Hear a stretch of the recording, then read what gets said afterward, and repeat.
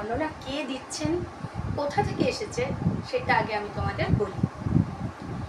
বর্ষার বর্ণনা দিচ্ছেন রামচন্দ্র। রামচন্দ্রকে তোমরা সবাই জানো। রামচন্দ্র রামায়ণ গ্রন্থের নায়ক, তাই তো? তাহলে বর্ষা বর্ণনামের উৎস কি হতে পারে? রামায়ণ। রচয়িতাকে কে লিখেছিলেন রামায়ণ? মহর্ষি বাল্মীকি লিখেছিলেন। চলে আসছি। এই রামায়ণের 7টি কাণ্ড আছে।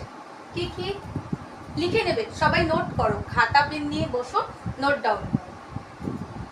বালকাণ্ড বা আদিকাণ্ড, অযোধ্যাকাণ্ড, অরণ্যকাণ্ড, কিষ্কিন্ধাকাণ্ড। দেখো কিষ্কিন্ধা কাণ্ডের মধ্যে আমি আন্ডারলাইন করে রেখেছি, কেন করেছি বলছি।